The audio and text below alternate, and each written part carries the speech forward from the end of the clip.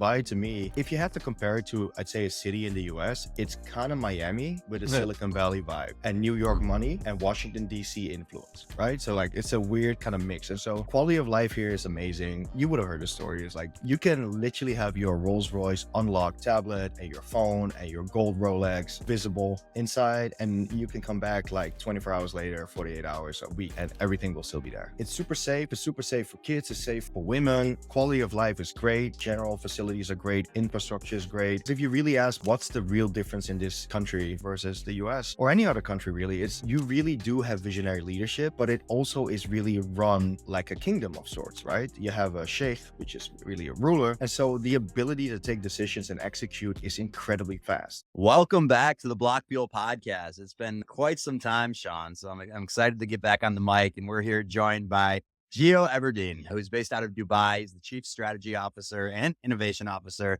over at Commercial Bank International, advising multiple companies. It feels like there's such a big pulse coming out of the Middle East. First and foremost, Gio, welcome to Block Fuel. Yeah, thanks for having me, guys. Involved in everything, but not in Diddy parties. Let me say that right off the bat. We were chatting about that right before, but the first thing, I always like to get the founder story or how you got involved in the space. You started off, I think your first job was over at Accenture. Sean's in Chicago. You guys shared some war stories back in the day from there, but I would love to hear kind of just like your career path, what brought you into the space, and then we'll obviously dive a little bit deeper too. Yeah, I mean, man, I never really had a plan as such. Like I just always follow my intuition. And so if you look if you look really through like it's so random, man. Like I studied in the US, ended up moving to Mexico City for a little bit, working as a political consultant. I was involved with the failed first presidential election for Manuel Lopez Obrador, El Peje. And that was because a friend of mine, his dad was in the party and, and so from there, I joined Accenture, went to Prague, worked in outsourcing for a little bit, which was kind of hot in those days. Went to consulting, became one of those dudes that lived with two suitcases in planes, trains, and hotel rooms. And then my last project really was in Kuwait, working for the Kuwait government. And so I spent a lot of my time in Dubai because, there wasn't that much to do in Kuwait. So on the weekends, we'd fly out to Dubai, and I really liked Dubai. There was like, this is maybe back in 2009, 2010. And it was like this buzz, like a lot of stuff happening, and things were moving so incredibly fast. I'm like, oh, I want to get a little piece of this. I want to, experience emerging markets. So I got approached, like one of my clients, I think, knew someone. And so I got approached by someone to kind of come and help them set up this new company, kind of like an entrepreneur residence type role, because it was like a startup, but within like a very large established bank. Mm, And that was super fun. The idea was kind of like, let's take a Silicon Valley startup and kind of like adapt it to the Middle East. And so we did that. And in three and a half years or so, we kind of grew the company from, I was employee number 4, maybe 5, and mm. grew that company to about 3,000 people, very profitable. At that point, logically, I got bored. And so I decided I will never work for a bank ever again because I sort of hate banks. Of course, after 6 months of doing some cool creative stuff on the side, producing a documentary, running my own clothing brand, got approached to help a bank with like a 3-month piece of work. Yeah. And, I'm like, all right, 3 months, that's it. And, 3 months became 6, 6 became 9, and all kinds of stuff happened. I ended up kind of becoming very close with the guy who ended up being the new CEO of that bank. And so he and I had just such a good relationship, shout out Ali Dukat. And he had a great vision of what he wanted to do. And he and I were very much aligned on that. So I'm like, all right, I'm going to kind of like, I'm going to stay, I'm going to support. And that's how I landed up here. At some point I was the chief HR officer. I've done all these. Modern day Renaissance man over I'm, there. yeah, I mean, jack of all trades, master of Mm, self, right? Maybe. there you go. Right. Um, yeah, so, but that's really been the career. Like it's not planned, but I don't regret any of it. Wouldn't have done it any other way. Don't know what I'm going to do next, in terms of longer term. Like I don't think that banking is honestly it for me. Mm, But I genuinely I kind of like this intersection between, traditional and new, right? Whether startups versus established companies, TradFi versus DeFi, um, government, private sector. I think there's a lot of like inefficiencies, and I think there's an opportunity for people who can translate or become bridges. And so Mhm. that's probably how I consider myself a bridge. And that's something you pick up in a place like Accenture or any consultancy, Yeah. man. It's like just be able to adapt new information really quickly and kind of like link stuff and then BS a lot, right? Tell stories. Yeah. So, you're over in Dubai, and obviously, Yeah. well, not obviously, for some, they know that's a hot center right now for digital assets. A lot of companies are going over there. Um, the environment compared to the US, I would say pre-election is definitely Mm, much different. Post-election, I think we're gonna get a little, closer yeah. to some of the similarities and innovation abilities. But with that all said, what is going on over in Dubai? What's driving people to come over there? And what have you been seeing? What are some of the trends you've been seeing over there that you don't think you'd see here in the US? I mean, it's a very particular place and it's really hard to explain unless you kind of come out here and spend some time here, right? But there's a lot of misconceptions. I'm not even going to get into those. But ultimately, Dubai to me, if you had to compare it to, I'd say, a city in the US, it's kind of Miami with a Yeah. Silicon Valley vibe and New York Mm. money and Washington, D.C. influence, right? So, like, it's a weird kind of mix. And so, quality of life here is amazing. Like, you would have heard the story. It's like you can literally have your Rolls Royce unlocked with like your tablet and your phone and your gold Rolex, all visible inside, and you can come back like 24 hours later, 48 hours a week, and everything will still be there, right? And so Oh, it's super safe. It's super safe for kids. It's safe for for women. Quality of life is great. General facilities are great. Infrastructure is great. We have a problem here with a road being congested. They'll literally build like, 4 additional lanes in like 2 months, right? And so the city is moving really, really fast. And I think We do that not leads me do into that because he here in asked the like, US, just so you know. no, I mean, honestly, I love the US, like for real. I love the US. I lived there for quite a bit. I studied there. I consider it more of a home almost than my actual home, which is back home in Amsterdam. But infrastructure in the US is not great.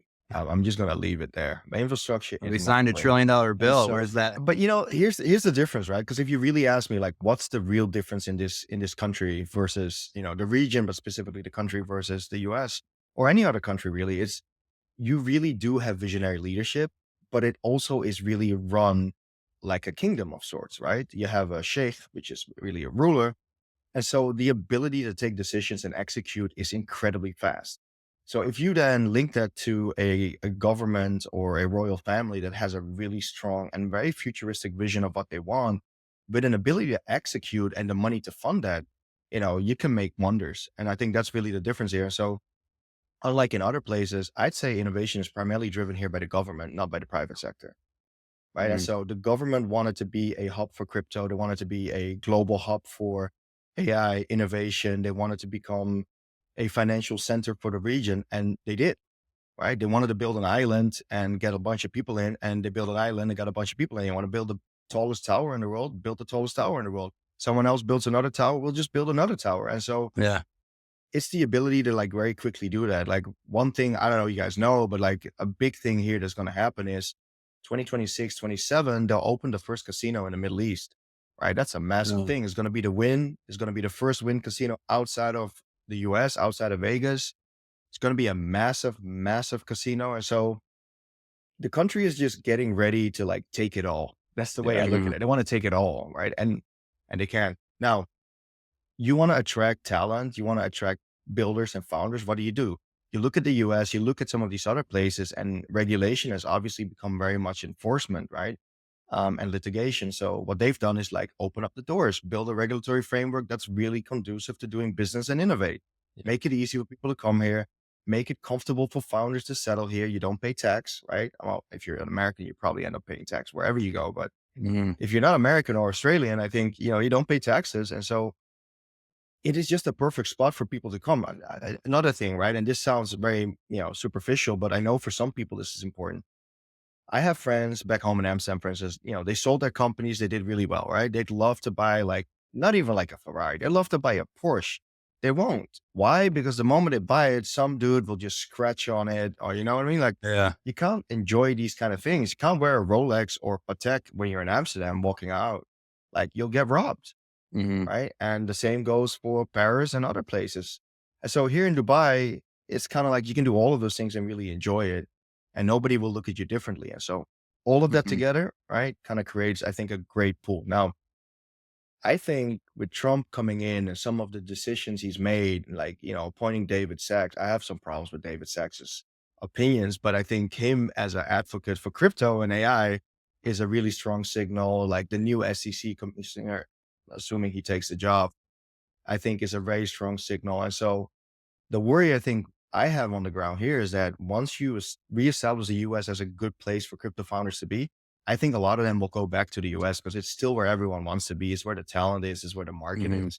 So that's Hmm. a very long answer to your question. But yeah, that's my take on it. But Dubai, UAE is still hot, Saudi is still hot, and I think it will remain hot. Like some of the stuff, one of my friends here is a regulator.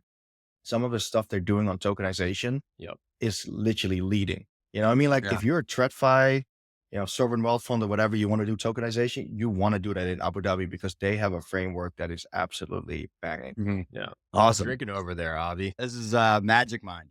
I used to take Adderall, and it's like the best natural way for me to like get that clean energy. So I started drinking this. It's really good. It's like You all told me Diet mushroom. Like Coke. how Diet Coke isn't the answer. Is that what you're drinking? The Yeah. Spindrift and the Magic Mind, but Magic Mind's it really helps me focus. So can you get that outside the US? that I don't I think know. every I'll yeah, try to everything's find out. I'm gonna reach Everything's out to them, try available. to get sponsored, and then we'll send it to all of our guests or something like that. But yeah, it's interesting what you were saying. Is there like a delineation too when with the banks? Like in the US, the banks are starting to come over. You're seeing the ETFs, you're seeing like JP Morgan, like Jamie Dimon was like so anti-crypto and like while he's building his own blockchain. You're starting to see this shift here in the US. In Dubai, are they crypto friendly or are they still like this delineation between crypto world and TradFi? Uh, you know, let me not get fired, but yeah, I mean, it's a bit of it's a bit of a mix. I'm gonna keep it real. It's a bit of a mix. I think it's kind of similar to the US, to be honest. Like in a sense that banks are warming up to the idea. Like again, like I feel like the government has been really pushing them to do Mhm. stuff. And so, you have a stable coin regulation that recently came out. A bunch of banks are now experimenting and setting up stable coins, dirham stable coins.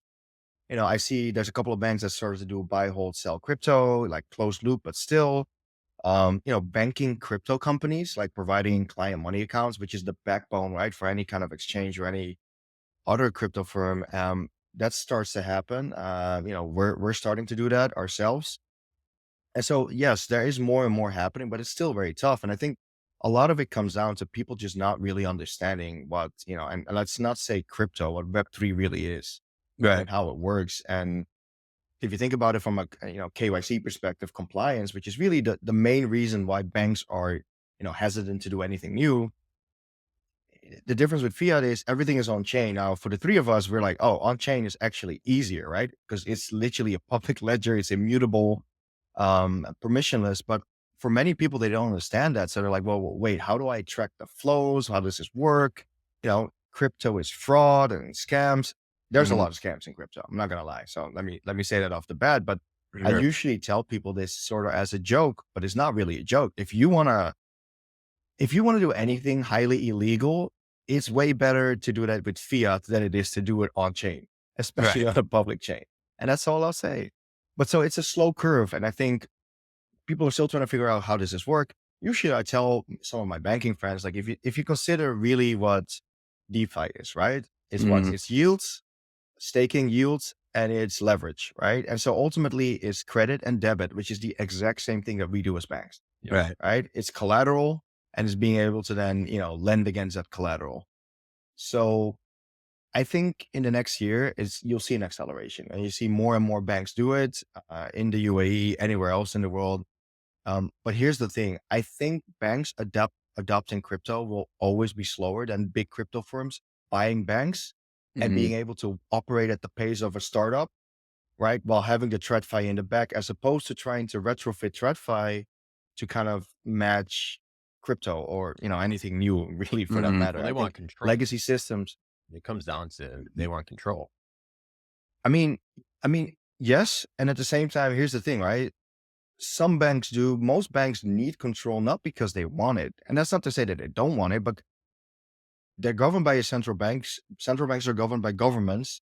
Most of the governments in the world transact in US dollars, which effectively means that, the US government's regulations and requirements when it comes to compliance are very much prescriptive for everyone else in the world. And so that's really driving, what most of the things that are happening in fiat. So Mm. it's not easy. It's not just a matter of, oh, I just need to understand I want to do it. There's some real risk associated for banks to do this, right? If something like this blows up, there's real consequences. And so, yeah, it's not easy. I don't think we had like Operation Choke Point, right? We didn't have like proper debanking. I think Mark Andreessen came out with this tweet last week or the week before last, which was really pretty fascinating to He was read. talking on That it Rogan. was more a Really good matter of, episode. was, yeah, exactly. And so we don't have that here, but it was more like, okay, think about it differently. You're a bank, right? You make whatever. Let's just say you make $1 billion of profit. Why would you want to touch crypto? Because right now, the size of the prize really isn't that big compared to your traditional business, Right. but the risk is, at least the perceived risk, is significantly higher, right? And so why would you even want to go down that path? You can still make money for the next 5 years, doing what you're doing. It's banks, smaller banks that have more to lose and more to gain, less to lose and more to gain, Mm. who but I I think think you'd are be kind of like shocked willing to try. in the US, like Mm. some of the largest banks are actually in crypto and are Mm. processing the payments. Because I mean, to your point, a lot of the banks don't want to, it's not that they don't want to do it. Banks always want to make money, but it's how much do you want to stir the pot with the regulator, Mm.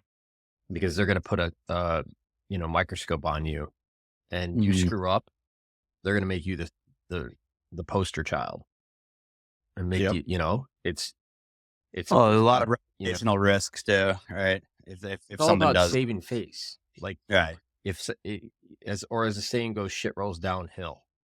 And, Yep. so if it starts at the top, it's going to roll down to the others. I mean, what I don't think, and I think people are picking up on it now, what I don't think people paid attention to before was stablecoin. Yeah. Stablecoin has the ability to help make the dollar super dominant still globally. And because if everything's based on a dollar, whether you're issuing a stablecoin or not, Yeah. or you're redeeming, all being done on the back end in dollars. Yeah.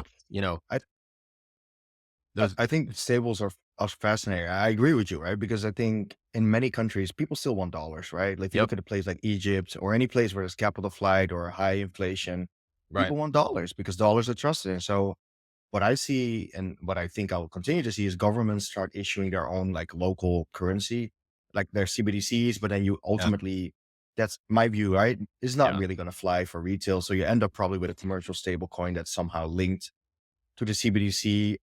And I think that's the way that nation states and regions will start protecting their own interests, but you still have to link it to something, right? To kind I of give mean, it that global reassurance. yeah, you can have Bitcoin and a CBDC. Now, do I think you'll see a CBDC in the US? I think we're so far away from that right now because we have so many other things to iron out here. And if you look at it from a currency, like the amount of currency in out there in the market already, like it's a lot different than going to like Canada, going to other countries. We have a lot of currency out there. And I don't know that that's going to go over very well with a lot of people, candidly. I don't know. I mean, we'll see where things go. I think stables is under the hood technology, right? It's the kind of thing like Gmail. You don't have to understand how like IMAP or what's it called? Yeah, Like Pop 3, right? Yeah. HTTPS or like any of them. Yeah. Yeah. I was like, wait, what? Yeah, exactly. TCP/IP, any of these kind of protocols, you don't need to understand it, but you know how to operate Google or you know how to send it. Right. I think stables can be something in the back end to kind of do settlements, cross-border remittances, all that stuff. But I haven't seen any like really successful retail CBDC. On a wholesale side, yes, between countries, between different banks, like JP Morgan's Onyx is a great example. But I haven't really seen retail do really, really well for exactly the reason. I don't think anyone anywhere in the world really likes the government to be in their money, like literally in their money, Mhm. programming your money, right? And so I think that's not going to work. I think you ultimately end up having a, commercial banking system that kind of issues a stable. But then if you think about that, how is that very different from a digital currency? Because, in our US, same as UAE, digital payments is already incredibly mature, right? Penetration is Right. very, very high. I understand in certain countries where you don't have that, it's solving a real problem. So I don't know. Let me put it differently. I'm still looking forward to seeing like a really great use case Yeah. on the Mhm. retail side. What I know you're involved with like a lot of AI companies and advisor at several different companies. I don't know if feel free to show them or to talk about them a little bit in terms of what you're doing. But more importantly, I'd love to hear just like this intersection of like AI connecting with digital assets. Like, where do you see the future now Oh, that you're in kind of both worlds? meme coins, obviously, man. That's Yeah, it. AI agent meme coin, the goat one. aka gambling, goats, AI 16Z.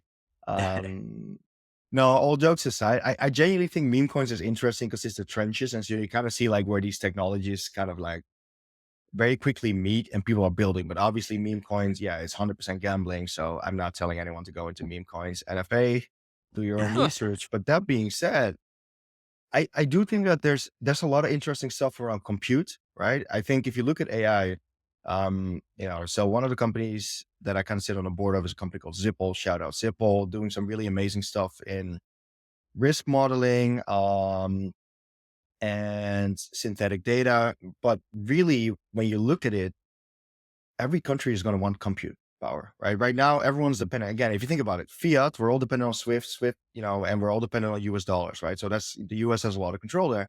If you think about compute power, it's really NVIDIA. NVIDIA is a US company. And so, you control the supply, you control who gets it. So I think Mhm. every country, including the one I'm in, right? Like they're talking to Sam Altman, which is public, who wants to build his alternative. So I think anyone who's going to kind of build their own GPUs at some point, it will become kind of like national security to have that Oh, for secured. sure. And I Yeah. think, yeah, so there's an intersection there with digital assets on chain, DePIN, really interesting what you could do in DePIN. Again, haven't seen a great use case yet, but I'm pretty sure people are developing it. As in, decentralized physical infrastructure. Mhm. Oh, quantum. Yeah. That That is seems to be interesting. like the hot, like I was it's funny. I was looking up like, I mean, Mm, I think we'll get there, but I don't know if people are putting the cart before the horse, but I think so. I think it's still premature. I saw someone the other day tweeting something around, oh, now someone will be able to just like hack, whether it's Bitcoin or whatever else. I think which then you what you just would need to be update able to up. do that exactly, like that's just insane. But and the cool thing with Bitcoin is it's obviously the security part of Bitcoin. I think is second to none, right? In Mhm. terms of the network. Look, I think there's a lot of things. I usually tell people when they ask me this question is like, I have no idea. Things are moving so fast. Like, Yeah. all it takes is some 12-year-old kid somewhere to like do something that completely unlocks a whole bunch of stuff. I will say this. I don't think that anyone is ready to predict what's going to be available and ready in the next 2 years. Yeah. Just like I would arguably say for the last 2 to 3 years, it's just been black swan after black swan after black swan. Like, not to get political We that have much, but aliens in New Jersey Trump's now or something. reelection, what you have aliens, Trump got reelected despite, all some of the drama that happened in the past. The regime in Syria fell, which is massive. Yeah. Mhm. We had multiple wars happen, multiple things happening within those wars. Obviously we had COVID. The amount of black swans has been so crazy that I've kind of given up on trying to predict what's going to happen next. Yeah. I'm just getting ready for the fact that things are going to happen really fast. But I think AI and virtual assets are really interesting. One use case that is very obvious immediately is authenticating, what's real, or at least what's original, maybe more than what's real. When you Mm. have now Gen AI able to kind of like mimic and imitate your likeness, your voice, your everything, how can you, safeguard that something is authentic? And obviously one way of doing it is doing it on chain, right? So I Yeah. think that's an interesting use case. Do you think voting on chain will ever be a thing? Hmm. You know what? It might. Um, on a After you public say you're chain or not a going to make private chain? predictions, I'm going to ask. Oh no, I I definitely mean, think in order to get full like trust of people, they're gonna have to be able to mm, verify stuff Mhm. so on then chain. it would have to be a public chain, right? Because the Yeah. problem with a private chain is whoever owns that chain will then still be able to steal the election. And so, yeah, look, let me put it differently. I agree with Sean, but also let me put it differently. It would have to move on chain. A lot of things would have to move on chain. And so I was in Abu Dhabi for the last week. It's Abu Dhabi Finance Week and Bitcoin MENA, large miners, but also large institutional financial players, and obviously a bunch of crypto companies, exchanges, whatever. The common theme, I have never seen this many suits excited about crypto. Yeah. Talking about Bitcoin, want to learn about tokenization, and these are big money maker, right? And so one of the things that I think is inevitable is that the future is that everything will be tokenized. And in the Mhm. sense that we will not talk about tokenization anymore. Finance will be on chain, Well, a lot of stuff Yep. right? is That's tokenized already. what You a lot of just it's stuff is behind the tokenized. scenes. Yeah, 100%. But so, yeah, I think voting definitely. I think a bunch of other things too. And I think, yeah, Sean, you said that, right? Like, I think people have lost so much trust in, government and in systems and in Yep. due process that I think it's inevitable. And in the US, but not just in the US, like I see the Mhm. same back home in Europe. So I think it's inevitable. Yeah. Mhm. I think we got time for what, one more Why don't question you on serve on the last question here, Sean? Go for it. Yeah, no, I mean this was great. I mean, we covered a lot of stuff. So you went to Harvard Business School. I mean, Oh, here's shit. here's the thing. I mean, this is good because I think a lot of people think, oh, I go get my MBA or I go to business school and poof, I have the magic cards to make it out there. I'll Right. tell you from my experience. I mean, I never went to business school and we built that mining facility and the amount of stuff we went through, the amount of problems we had to solve, there was no book. There was no guide that people could have taught. So my question to you is like, in this world where honestly things are moving so fast that humans cannot keep up with it, how do you tell people, like, what advice would you give to people, looking to bridge really that gap between traditional and emerging technologies? Man, get your feet wet. That's it. Like I usually I talk to quite a few bankers on these like roundtables, like, Yeah. and it's funny, you hear me talk about bankers as if I'm not a banker, but I am a banker. Yeah. But I usually tell them it's like, you can't really expand on anything you don't understand. So how are you gonna build any product or a bridge if you've never been in DeFi, if you don't have a non-custodial wallet, you never bought anything? Oh, for crying out loud, buy Doge or whatever, right? Buy a Trump NFT if you have to, but just understand the cycle, Yep. understand the friction points, understand what the builders are solving for, and then figure out what can I bring back to TradFi, where can we actually plug in? Because in my mind, DeFi, TradFi are very similar in the sense of the things that you're trying to do, just from very Yeah. different perspectives. But it's learning agility for me is the number one thing that you need to have. Like genuinely be intellectually curious, Yep. try to understand how things work.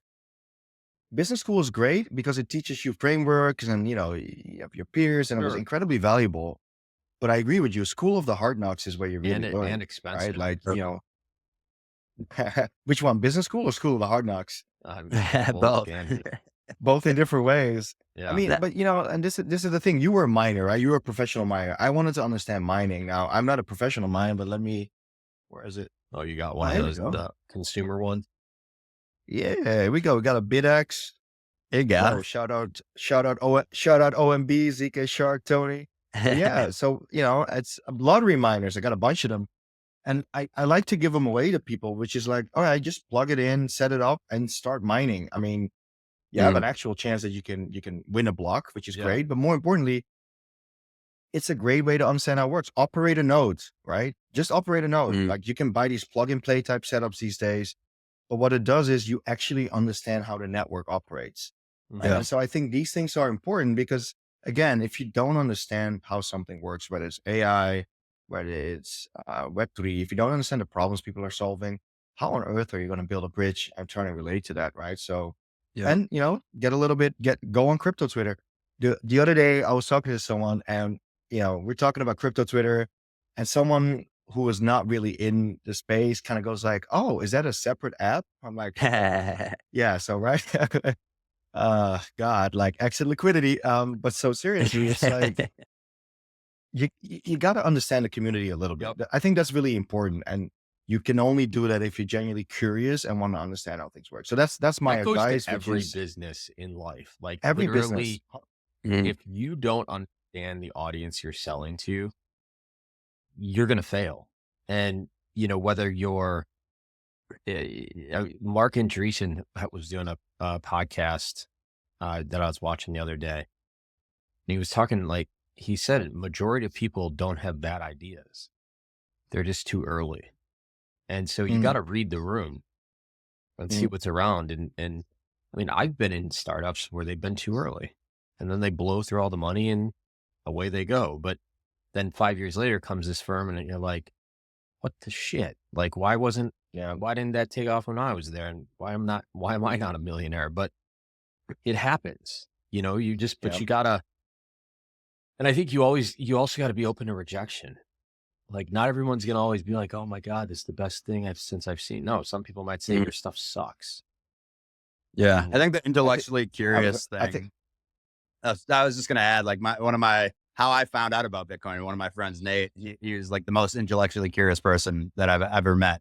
And so he was telling me about Bitcoin. At first, like I was like, my dad tells me now is like Bitcoins are beanie babies. And I'm like, Dad, it's been around now for quite some time. I don't think they're beanie babies anymore, but yeah, just digging in. And like honestly, like I'm semi novice in a lot of stuff still. Like Jody will show me, he created some nodes, and then also just honestly DeFi for me. But then once I started clicking around and I was like, oh, okay, this actually is not as hard as I thought. And I think a lot of times people will put their hands up and be like dismissive of something and say it's fake, or just because they don't know themselves. And so it's much easier to put your hand up and be like, this is fake, this is not going to be a thing, when I think everyone should have a little bit more curiosity and just learn. Like we're only here for 100 years if we're lucky, and so you got to get into it.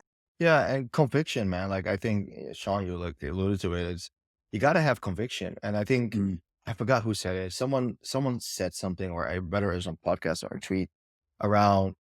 Yeah. Oh, it was actually, I think it was Trump. God, I'm going to quote Trump. All right, let me hear this. Wow. Let me get ready. I think Trump actually said that most people give up too early. He's like, he sees a lot of people that are so close to getting where they need to go and they just Mhm. give up.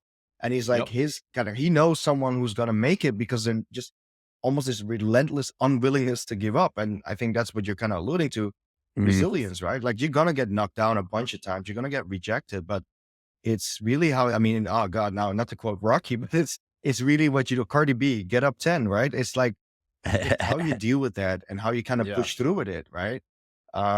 We just I gotta be think, willing to lose, like, and not, but not have that mindset, but be willing to lose. Like, you're not always mm, gonna win. Like, that's just part of life. And what doesn't kill you makes you stronger.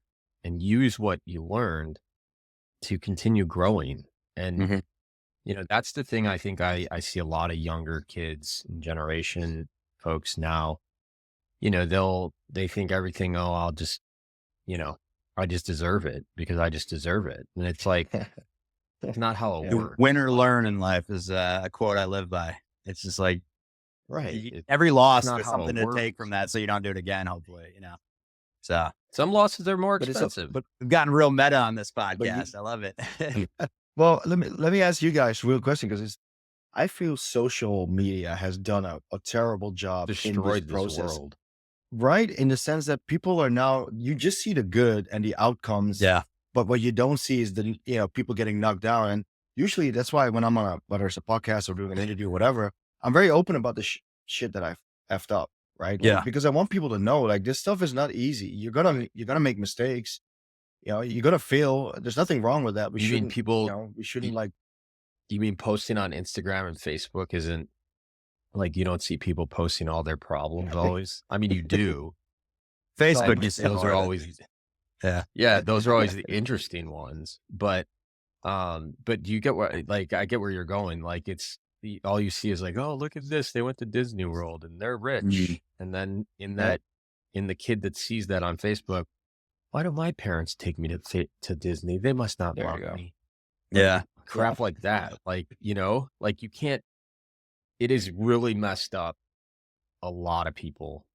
I It's opened the world though. I mean, it's not all bad. There's a lot of bad for sure. But like I connected with you through LinkedIn, right? And so like it opens Oh, the for world up as sure. well. And like there's friends I have from overseas that I like keep in touch with, through all this technology. But yeah, I mean, I try to take digital detoxes, but I rarely do. Like I'm constantly scrolling Twitter, and that's a whole nother beast. You go on X, and it's just a war zone. We'll probably have to bring you back at some point too. And if you're ever in the U.S. or New York, give me a ring. But really a pleasure to have you on. This is super insightful, just to like understand what the market's like in the Middle East, what you're up to, and just honestly the meta that we got into too.